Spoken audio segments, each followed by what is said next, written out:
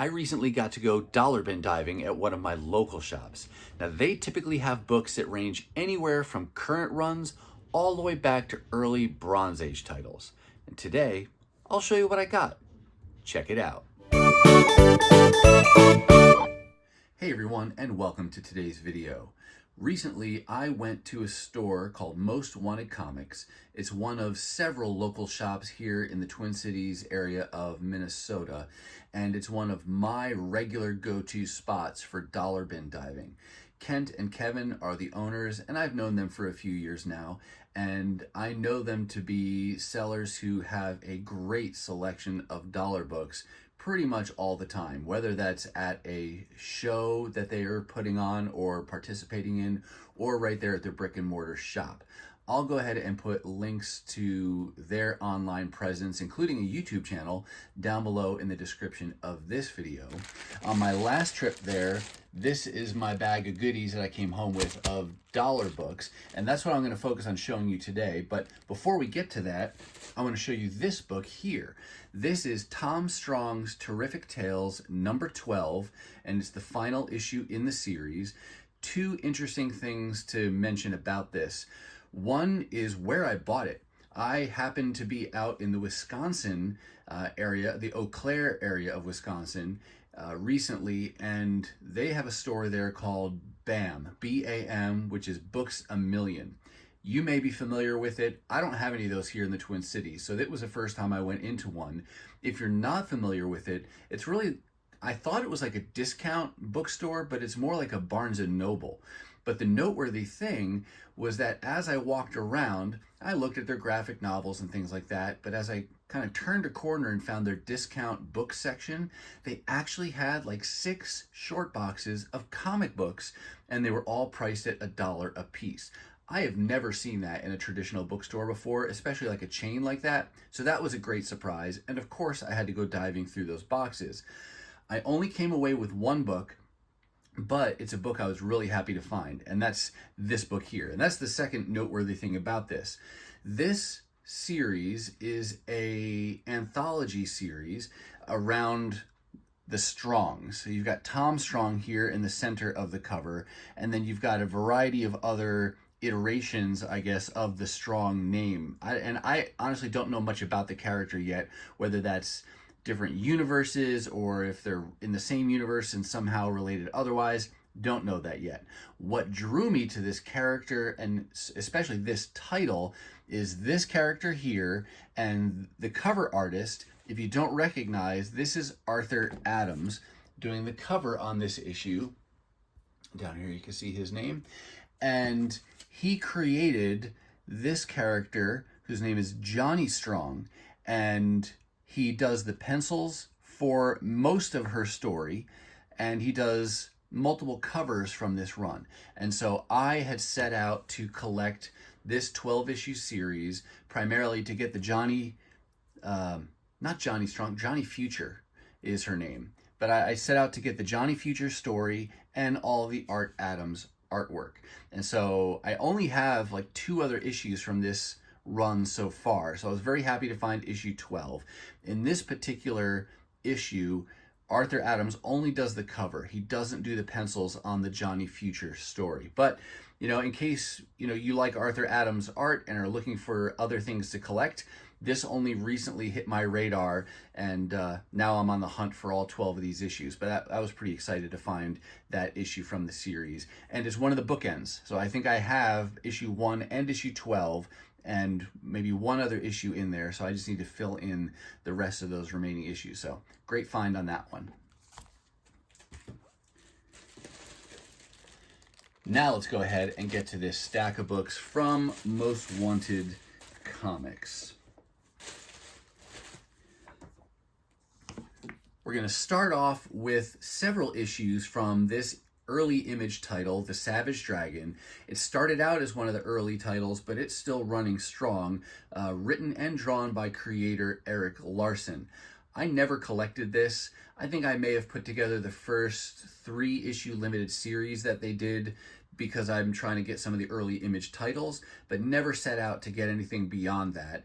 But then fellow YouTuber and online friend Big Elbow pointed out to me that I should really try to get like the first 10, 12 issues of this and give it a read, because he said it's just some great stories, great art. And so I accepted that recommendation, and I've been working on it. And I think I may have shown you these issues out of order in terms of like in my videos from when I got them. This I think was the first effort at trying to get those the first 10 or 12 issues or so, and I made really good progress in the dollar bins.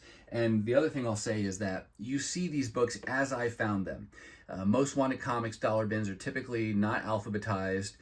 They may or may not be bagged and boarded, because these guys are buying collections and selling things, and it takes so much time to process all of that. So they're not going to take the time in their dollar boxes to do much work on those. They just can make them available, and then it's on the buyer to go through them. Now, some people don't like that. I, on the other hand, am perfectly okay with that. First of all, because I just love going through the dollar boxes, but when they're out of order, you just never know what you're going to find, and it always feels like as you're flipping through that the next book could be a treasure. So I kind of like that. Getting to the books here, I found at this day at the shop Savage Dragon number 4, 5, 6, and you can see these are in really nice condition too, despite having been raw, no bag and board. 7, 8, 9, 10, and I did go a little bit further.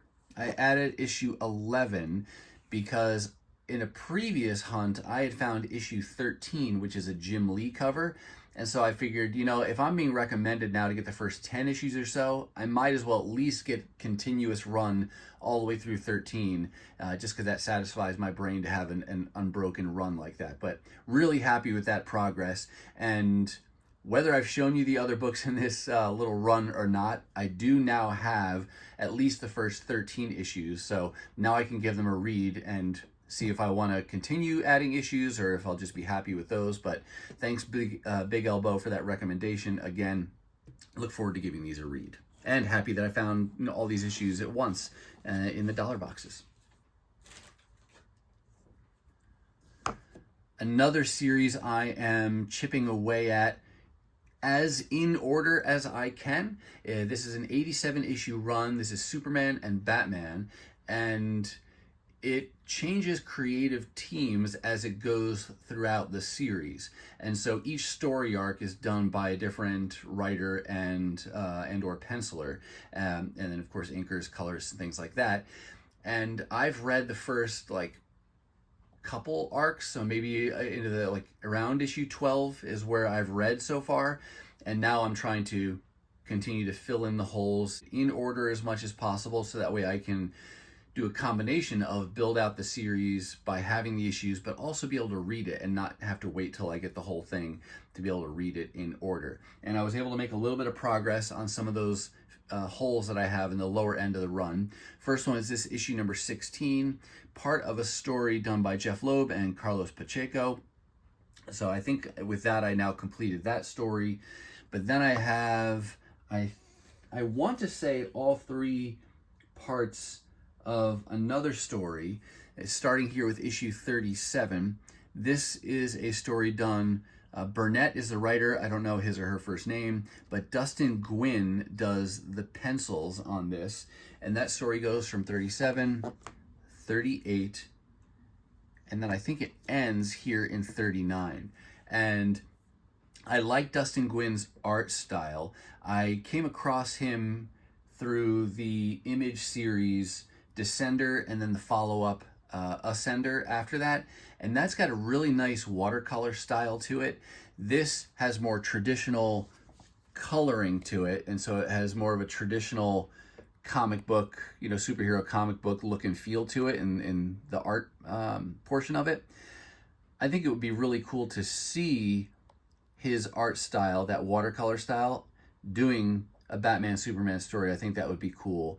But the other thing I noticed about this this kind of does it for me here, but there are certain panels in here that give me a Mike Mignola kind of an art feel. And I don't know if it's the poses or just the way he portrays Batman, like that type of a pose there, even with the cape. Very Mike Mignola looking to me. And then I'll show you one other one that initially triggered the thought. I think it's one of the last panels here. This one here, yeah. That really gives me Mike Mignola vibes. But looking forward to reading this story arc as well. So happy when I can complete a whole story and then be able to read it. And then someday down the road here, I'll complete this entire volume. I think I'm more than halfway now, but still a healthy chunk to go. But another fun thing to be hunting for in the dollar bins.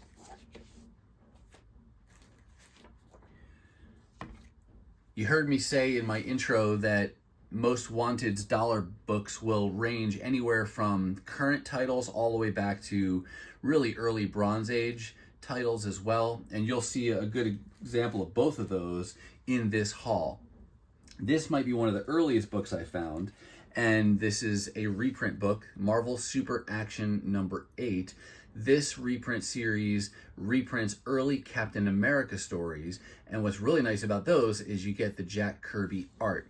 And this one reprints, I believe it's Captain America 106. So that's like issue number 7 from his Silver Age run. Yeah, 106. But just a nice, affordable way to be able to piece together some of these early runs. You know, it always happens that when I flip through these comic books, it feels like all I hit are the ad pages. See, 3 in a row, just all ad pages. And I'm trying to show you the art in the book itself. There you go, there's some of it. But I like these reprints, so I'll continue to chip away at this Marvel Super Action series to get the reprints of Caps. Oh my gosh, I'm just showing you all the ad pages. But hey, maybe you like to see those ads, like old Wonder Bread ads. And more ads. Oh my gosh, is there a story in here? There we go. Good golly. But yeah, one more issue of that. And with these, oftentimes they're very beat up. So I do try to hold out and find at least mid-grade copies of these reprints, just because, I don't know, it presents a little bit better when I can get a mid-grade copy. But not in any particular hurry to complete these. So that's the other reason why I'll be patient and just grab them when they're in decent shape. So Marvel Super Action number 8. And now we come to the other end of the spectrum. X-Force is a recently concluded title and about to reboot now with the end of the Krakoa Age and the new X-Men era called From the Ashes about to start here. I have a lot of this X-Force series, but not all of it, so I'm just trying to fill in those holes so I can finish reading this series. Here's issue 41. The volume went for a total of 50 issues. Then I also got issue 45, and actually just those two. So issues 41 and 45 from X-Force. I think I've got less than 5 more to go to complete this volume.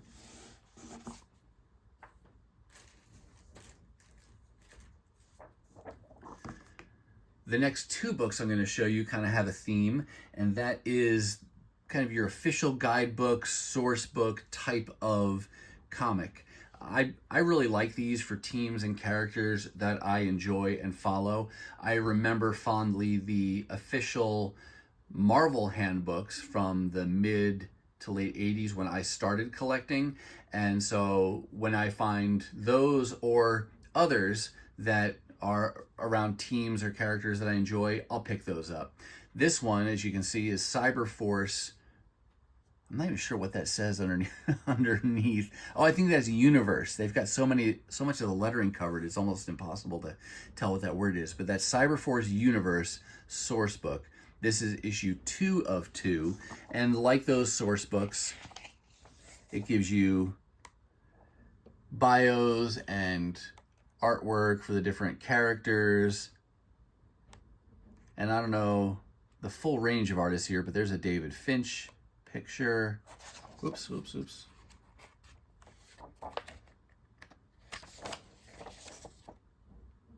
I'm not sure who that is offhand. Oh, that's David Finch as well. There's his signature. Cool spaceship picture.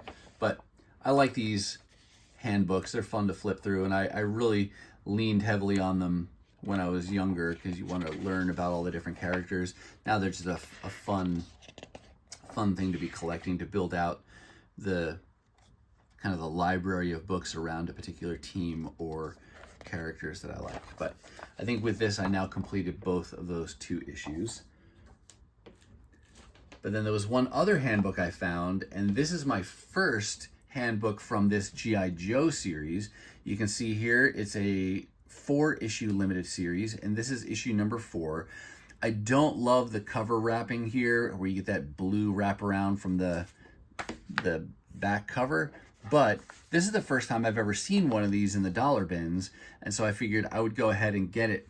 At least it's a placeholder for now. If I can ever find a better wrapped front cover in the future for $1, I will, but at least I have this one for now. And like that Cyberforce one, I like the Marvel Universe ones and the DC Who's Who. It goes through and lays things out with descriptions and specs around them. You can tell from this it's order of battle. This one seems to be focused at least on vehicles, which is pretty cool too. I never had any of these toys, so I'm sure to a toy collector this would be even cooler, but still fun nonetheless to have these, and great to add to my G.I. Joe comic collection.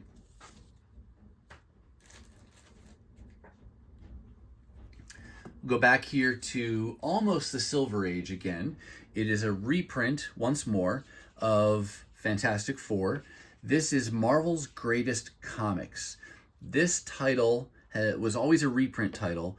When it started, the first 22 issues, I think, were called, what were I think it was Marvel Collector Item Classics, and it may have started out by reprinting other stories beyond just the Fantastic Four, but then it quickly became an all Fantastic Four reprint series, and then they retitled it in issue 23, calling it Marvel's Greatest Comics, and I think this run then ran up into like issue 90 something, and I don't know, this was a title that slowly grew on me to collect.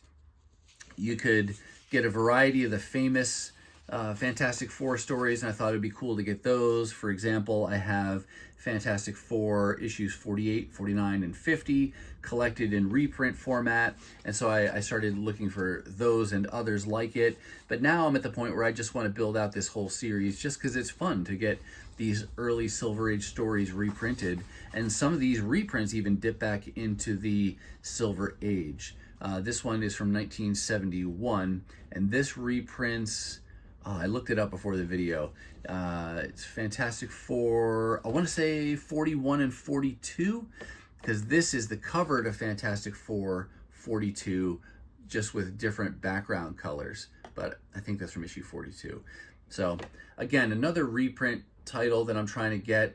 Unlike the Captain America issue, where I said I hold out for higher grade copies, obviously I did not hold true to that with this one. And that's partly because I just don't see these lower numbered issues of Marvel's Greatest Comics even in the dollar bins. So when I do find them, I'll pick them up, and then if I can find an upgrade copy for $1 down the road, great. But for now, at least I have that as a placeholder. So just a fun early Bronze Age reprint title. And the other thing I noticed, and I'll point out, is the way the Thing looks on this first page. You know, I don't engage in online debates and don't really care to around some of the things that are going on with modern comics, but there was one that was just all over the place around some of the covers that Frank Miller has done recently, and everyone really just criticizing him harshly for that. But I don't know about you, but to me, this Jack Kirby rendition of the Thing really gives me similar vibes to some of those Frank Miller covers that he's done recently. But just goes to show artists do different things at different times, and it's an art, and they're always experimenting, and things they do are not going to work for everybody, and maybe work for some and not others. But I'm not going to say anything by way of judgment, just as an observation that, you know, even Jack the King Kirby does some things that may not please the aesthetic eye of everyone. So just wanted to point that out because I noticed that when I looked at that Thing image, and it really reminded me of those Frank Miller covers. But happy to add this reprint title to my collection. Last book to show you, ROM Annual number 4.